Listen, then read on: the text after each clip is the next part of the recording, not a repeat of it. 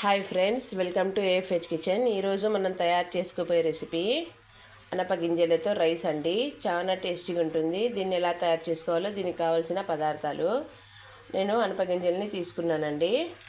అలాగే ఉల్లిపాయ ముక్కలు, గరం మసాలా, పసుపు, ఉప్పు, కారం, జీలకర్ర, ఆవాలు, కరివేపాకు, అల్లం వెల్లుల్లి మసాలా. రైస్ని ముందుగానే నేను కుక్ చేసి పక్కన పెట్టేసుకున్నానండి.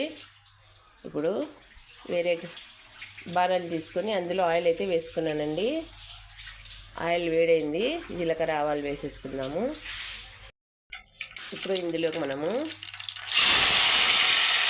అనప గింజలు వేసుకున్నామండి.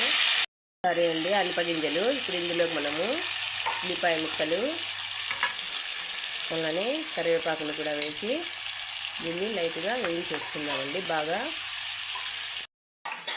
చూడండి, అనప గింజల్ని, ఉల్లిపాయ ముక్కల్ని మనము బాగా కుక్ అయ్యే వరకు కుక్ చేసేసుకున్నామండి. ఒక 10 నిమిషాలు ప్లేట్ మూసి పెట్టేసుకుందాం. చూడండి, ఇవి చాలా బాగా వేగాయండి. ఇప్పుడు స్టవ్ని లో ఫ్లేమ్లో పెట్టేసుకొని ఇదంతా పక్కకు జరిపేసుకొని అల్లం వెల్లుల్లి మసాలా,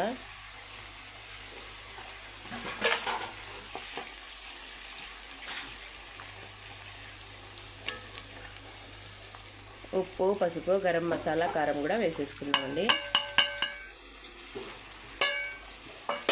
వేసి దీన్ని బాగా మిక్స్ చేసుకుందామండి. లో ఫ్లేమ్లోనే దీన్ని ఒక 10 నిమిషాలు కుక్ చేసుకుందాం.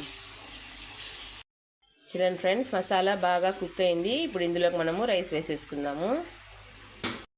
చూడండి, ఈ విధంగా రైస్ వేసేసుకొని కొత్తిమీర కూడా వేసి దీన్ని అన్నింటినీ ఒకసారి మిక్స్ చేసుకున్నామండి. ఫ్రెండ్స్, దీన్నంతా మిక్స్ చేసేసిన తర్వాత కొత్తిమీరతో మనం దీన్ని అలంకరించుకుందామండి. ఎంతో టేస్టీ అండ్ హెల్తీ అయినటువంటి అనప గింజల రైస్ రెడీ అండి. తినండి, ఆరోగ్యంగా ఉండండి. నా ఛానల్ని లైక్ చేయండి, షేర్ చేయండి. మరిన్ని వీడియోస్ కోసం నా ఛానల్ని సబ్స్క్రైబ్ కూడా చేసుకోండి.